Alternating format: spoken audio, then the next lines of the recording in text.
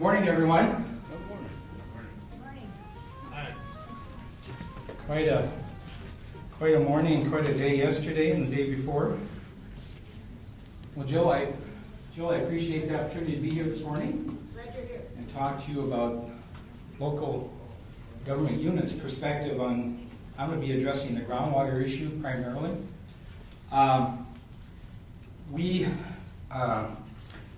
We've heard Jason's talk about.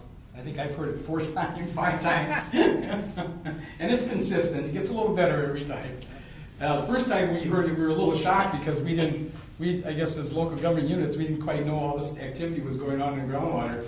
So since that time, through the local government roundtable, and the roundtable basically are the Association of Minnesota Counties, the Minnesota Association of Watershed Districts, and the Soil and Water Conservation Districts come together, and leadership meets on a regular basis to discuss issues of common concern as it relates to environment or water management issues. And the last thing that we actually we're putting the finishing touches on and have kind of handed it off to Bowser is the One Watershed, One Plan, which I think a lot of you probably have heard about and wondering what that's all about. But anyway, so now it looks like we're kind of getting on to groundwater as well as a few other issues. I think right now the local units of government I think we need to figure out what role are we going to play in all this. The agencies got together, and we always complain about the agencies not working together, but actually the agencies have been doing a really good job the last few years getting together and dealing with these issues. We're seeing that on surface water, and we really appreciate that kind of coordination, and we're also now starting to see it with groundwater, because it makes our life a lot easier in the long run. So what we've seen what they're talking about, and a lot of that is in draft format yet. And unfortunately, we're a little bit behind the 8 ball because we haven't done that yet. There's local units of government. The counties have varied responsibility, more specific authority. Watershed districts have got really broad authority. Basically, we can do anything that benefits groundwater. Well, you can drive a truck through that. So it's so broad it almost becomes meaningless.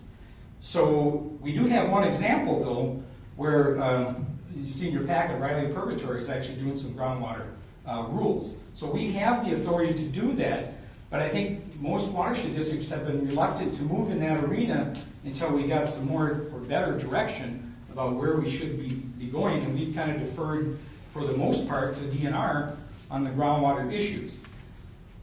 Now, that being said, when it is part of our local planning process, we need to address groundwater issues in our local plans, but unfortunately, that's probably the weakest part of our plans right now.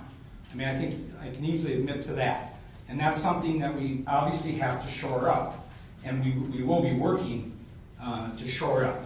But I think the first thing we need to do is, meaning the LGUs, and that would include the cities. I think the cities are going to be joining us on this discussion. We need to pull together the 4 groups, representatives, and figure out, what role local government, I think, in total plays, and what role we as individual local governments play, so we're not stepping on each other, that sort of thing. So, and I don't think that needs to take a lot of time, and we'll be interfacing with the interagency team, groundwater team, in that process.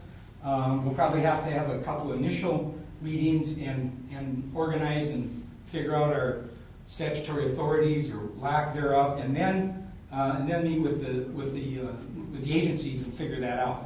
So, one of the things we heard is that the agencies want to deal with the groundwater issue even through our local plans, through the local planning process, to the extent that can be done. And to reflect on that obviously we think that makes a lot of sense. And we're doing the same thing on surface water with the RAPS program. We have our local priorities, we've got the RAPS, and sometimes they're one and the same. And now we're doing the same thing with groundwater. And with the One Watershed, One Plan, you're going to be doing that with ostensibly 81 different watersheds across the state. It's actually the one watershed plan simply is much a reflection of what happens in the metropolitan area.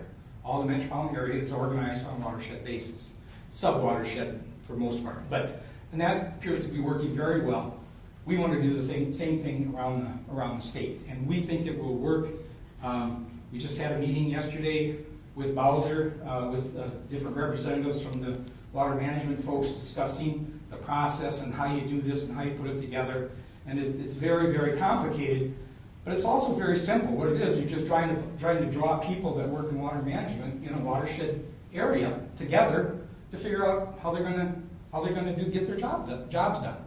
It is actually being done somewhat around the state already. There are groups that are meeting, watershed districts meeting with SWCDs, meeting with other the county folks, and sitting down and figuring out, okay, who's going to do what? And who's responsible for it? What do we need to do? And then who's going to do it? Who's going to pay for it? Those kinds of issues. You get everybody in the same room, you figure that out, life becomes a lot easier very quickly. So anyway, that's kind of a nutshell. Doug Thomas is here. And Doug, I'm going to invite people to talk with you about one watershed, one plan, if that's okay, over lunch if you're going to be around. But we have high hopes for it. We think it will work. We think it will work much better. We're going to reduce the number of plans.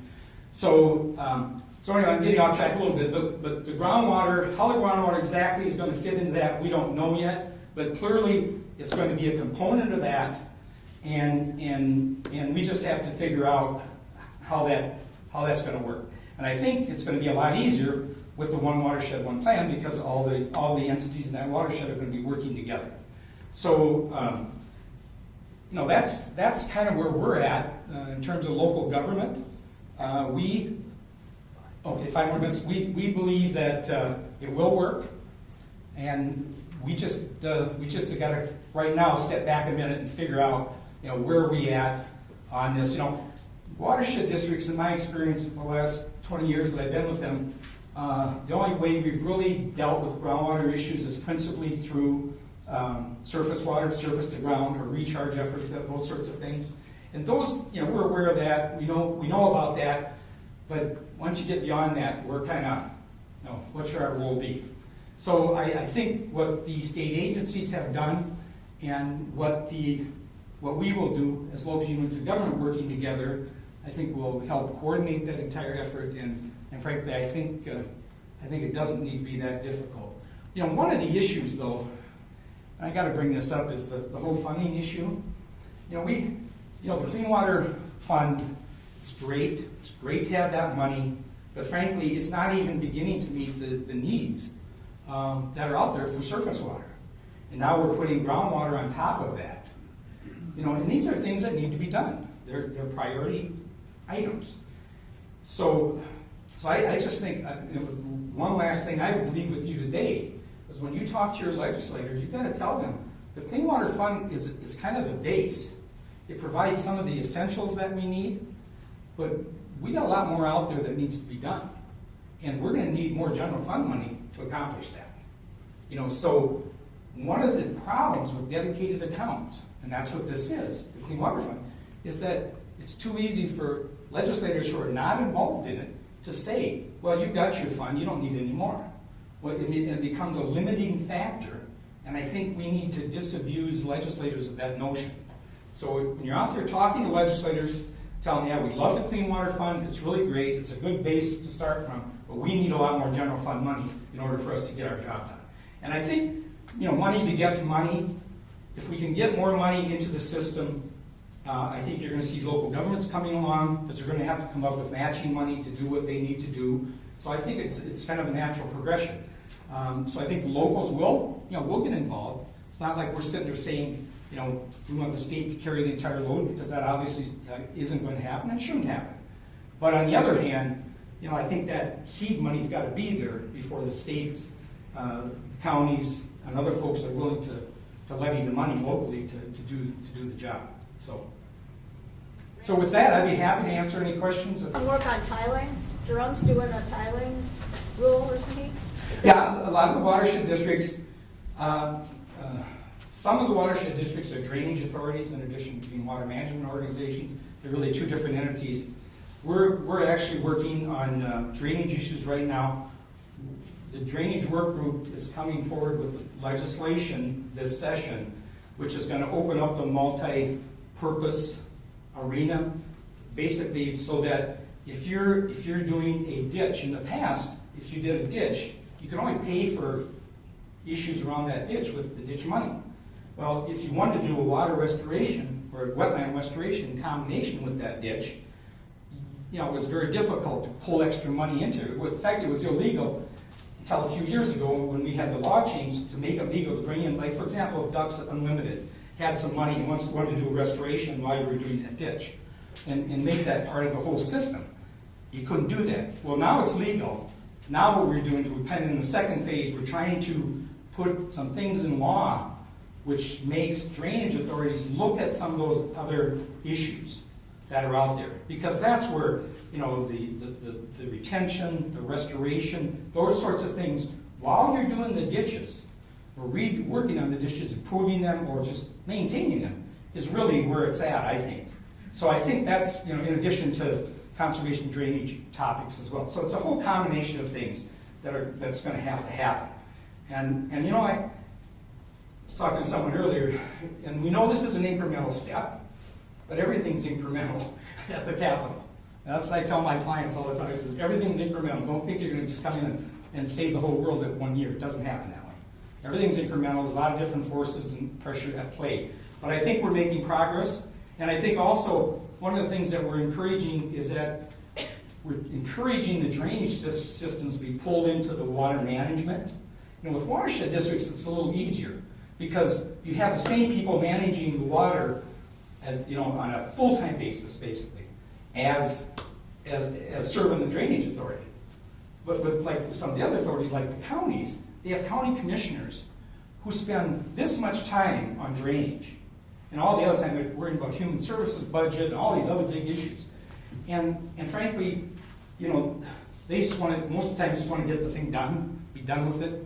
And I think if we can somehow make it easier for them, you know, to do that job and to gain a little broader vision, I think it's going to be extremely helpful. So that's what we're trying to do, and I think we're making some progress. And I mean, I feel good about it. I think, you know, again, drainage is one of those issues at the Capitol. You just mention the word, and legislators walk away from you. So anyway, but I think we can. I think we can. It can and are making progress, but we just got to keep at it. Thank you, Red. And I'll volunteer you to take questions over lunch as well. Okay, very good. Extra points again.